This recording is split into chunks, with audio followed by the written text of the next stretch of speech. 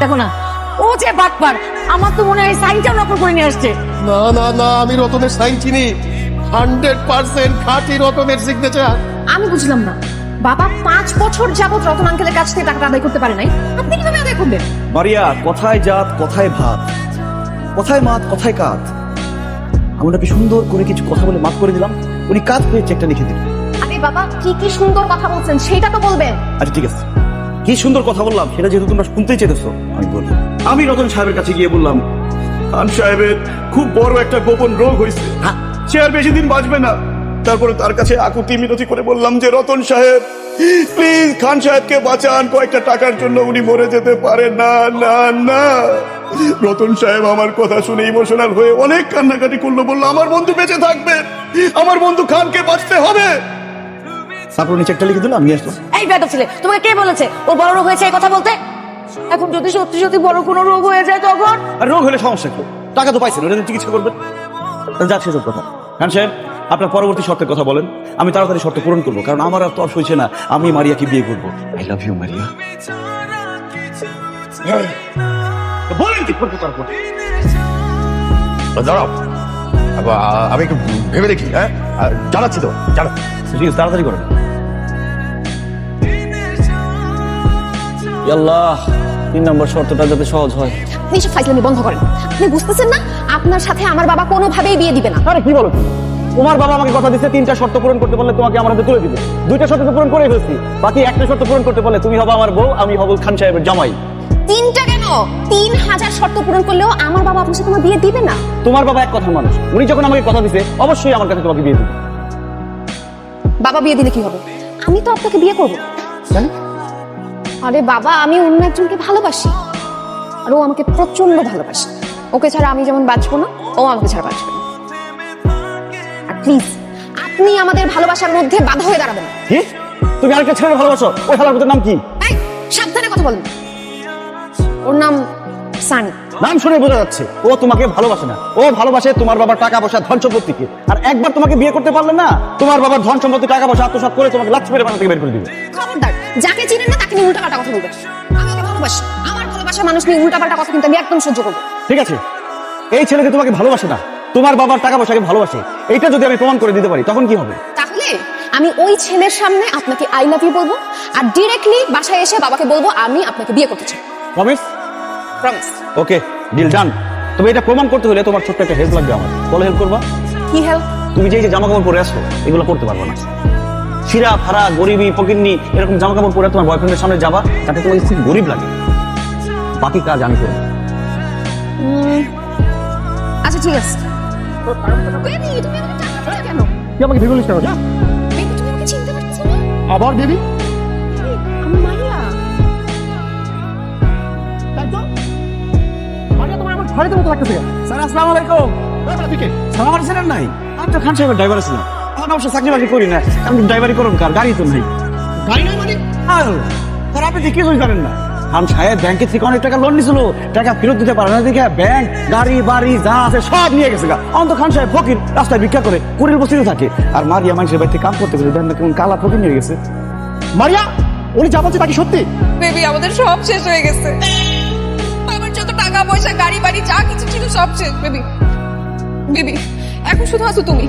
তুমি আমাকে বিয়ে করে তোমাদের বাড়িতে নিয়ে যাবা, আর এই যে ড্রাইভার ভাই উনি আমাদের সাক্ষী দিবে বিয়ে। আমার কি পাগলা কুত্তা কামড়াইছে? তোর মতো ফকির নিয়ে এখন আমি বিয়ে করবো? এই তোর আমি এখন বিয়ে করবো কোন স্বার্থে? সানি, আমি তো সে আগের মানুষটাই আছি, হয়তো গায়ের রং একটু কালো হয়ে গেছে কিন্তু মনটা তো কালো হয়নি।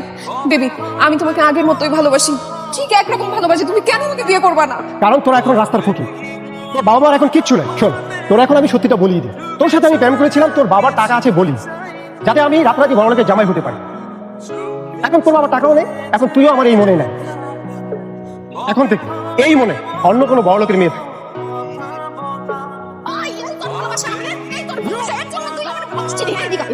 তুই আমার ভালোবাসছিলি, এটা টেস্ট করতে দিলাম আমি। আমার বাপ মায়ের সব টাকা পয়সাই আছে, আমি খালি টেস্ট করছিলাম তুই তোমার সত্যি সত্যি ভালোবাসিস না। আমি বাপ মায়ের টাকা ভালোবাসিস।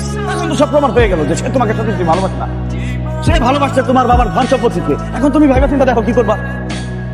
ভাবনা চিন্তা করার কিছু নাই। আমি বাচ্চা, তোর সাথে আমার সম্পর্ক শেষ। যা প্লিজ, এমনটা করো না। I am sorry. সরি বাচ্চা। মানে তাহলে এখন আমার কি হবে? তুমি হবা খান সাহেবের জামাই আর আমি হব তোমার বউ। Baby I love you.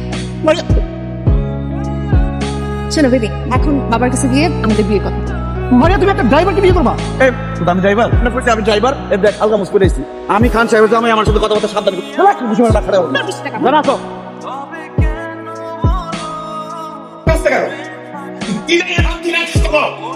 বাবা, আমি দিদাকে ভালোবেসে ফেলেছি। তুই না এতদিন বলেছিস তুই দিদাকে চিনিস না, দেখিস নাই কোনোদিন। এই ভালোবাসা আবার কবে থেকে হলো, কখন থেকে হলো? এই তো আধা ঘন্টা আগে থেকে আমাকে ভালোবেসে ফেলেছি, আমার মন জয় করে ফেলেছি। এসব তো কি বলছিস মারিয়া? ঠিকই বলছি মা, আমি দিদারকে ছাড়া পাচ্ছি না, আমি ওকেই বিয়ে করবো। আমি চুপ! আর একবার ওই মুখে ভালোবাসার কথা বলবি তো তোর জিত কেটে যাবে। টাকা দিয়ে আপনি আমার কাছ থেকে আমার ভালোবাসাকে কিনতে পারবেন না। আপনার এই ব্রিফকেস ভর্তি টাকা আমি নিব না। তোমাকে কে বলেছে ব্রিফকেস ভর্তি টাকা? এটা খালি ব্রিফকেস। সত্যি তো খালি খালি ব্রিফকেস আমাকে দিয়েছেন কেন? আমি খালি ব্রিফকেস দিয়ে কি করবো? কারণ ওই ব্রিফকেস ভর্তি করে টাকা তুমি যেদিন আমার কাছে নিয়ে আসবে সেদিন আমি আমার মেয়ে মারিয়ার সাথে তোমার বিয়ে দেবো। এটাই আমার 3 নম্বর শর্ত। আল্লাহ, এতদিন তো চালাকি করে এই সেই করে শর্ত পূরণ করছি, কিন্তু এখন এতগুলো টাকা আমি কই পাবো? আল্লাহ আমার সাহায্য করো। আল্লাহ আল্লাহ আল্লাহ আল্লাহ আল্লাহ। জান, তুমি পারবা না এই ব্রিফকেস ভর্তি টাকা এনে আমার বাবার মুখে ছুড়ে দিয়ে আমাকে বীরের মতো নিয়ে যেতে? বলো বলো বলো। এই কি বলবে? দেখছিস না চুপ করে আছে, ও তো জীবনও পারবে না। আমি পারবো। মারিয়াকে বিয়ে করে খান সাহেবের জামাই হওয়ার জন্য আমি এই ব্রিফকেস ভর্তি টাকা নিয়ে আসবো। তাহলে যাও, এই ব্রিফকেস ভর্তি করে টাকা নিয়ে যদি আসতে পারো তাহলেই আসবে এই বাড়িতে, না হলে আমার বাড়ির সামনে মারিয়ার সামনে জীবনে কোনোদিন আসবে না বলে দিলাম। জান, আমি তোমার জন্য অপেক্ষা করবো। তোমার কাছে 20 লাখ টাকা আছে, ভালো দিতে পারবো? এই, এত ফিস ফিস কি? যাও, যেটা বলেছি সেটা করো। এই, চিৎকার করে পরিবেশ নষ্ট করবেন না। যাচ্ছি টাকা আনতে, আমি ফিরে আসবো মারিয়া, এসে তোমাকে বিয়ে করবো। I love you. তোর হেল্প ছাড়া আমি খান সাহেবের জামাই দিতে পারতেছি না। হেল্প লাগবো? আমরা তুই আমার আগে কবি না, 1 না 1000 হেল্প করুম বেটা। তোর লাগে আমার জান কুরবান, কি হেল্প করতে হইব তুই কেন আমারে ক। দোস্ত, আমার কিছু টাকা লাগবে। টাকা লাগবো? কত লাগবো তোর? হ্যাঁ কত তুই আমারে ক। দোস্ত, এই ব্রিফকেসটা ভরতে যত টাকা লাগবে তত টাকা লাগবে। এই কই যাস? আরে বেটা, চল তোর মাথা নষ্ট হইছে।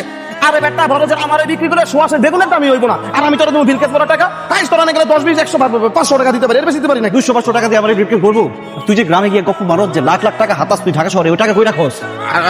আরে বেটা, ওই সব তো ফাপুর মারছি, চাপা মারছি না। দেখ এই সব আজের কথা কয়ে লাভ নাই, আমি জানাম। দোস্ত, আমি এখন টাকার ব্যবস্থা করতে করবো, সেই বুদ্ধিটা দে। আচ্ছা বন্ধু, তুমি আমার কথা রাখছো না?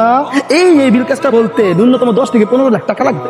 আরে বেটা, আলাদিনের দৈত্য ছাড়া এই টাকা জোগাড় করা সম্ভব না। তুমি মামা টাকা জোগাড় করতে পারবে না। আর খান সাহেবের মেয়ের বিয়ে করার স্বপ্ন মাথা থেকে ফালাই দাও। আমার লগে ব্যক্তিগত লোক চাকরি করো, আর মাসে 5000 টাকা কমে। আমি গেলাম। না বেটা, টাকার ব্যবস্থা করতে পারবো না, আমার বুদ্ধি।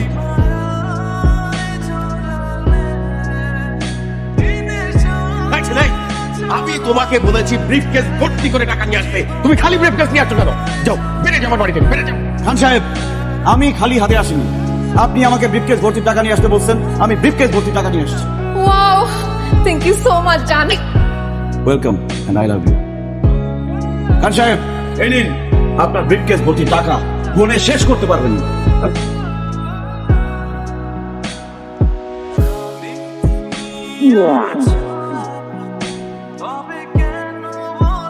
What is this? কেন টাকা? 10 টাকা, 20 টাকা, 1 টাকা, 5 টাকা কয়েন। খান সাহেব, আপনি আমাকে ব্রিফকেস ভর্তি টাকা নিয়ে আসতে বলছেন। কত টাকার নোট আনতে হবে সেটা তো আপনি বলেন নাই। আমরা 500 টাকা 1000 টাকা নোটকেও টাকা বলি, 1 টাকা 2 টাকার কয়েনকেও টাকা বলি।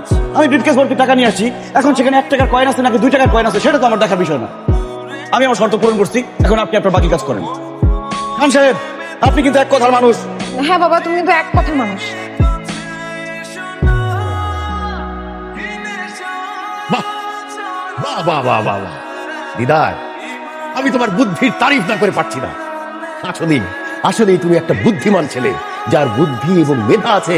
সেই মেধাকে এবং বুদ্ধিকে কাজে লাগিয়ে সে একদিন না একদিন অনেক টাকার মালিক হতে পারে।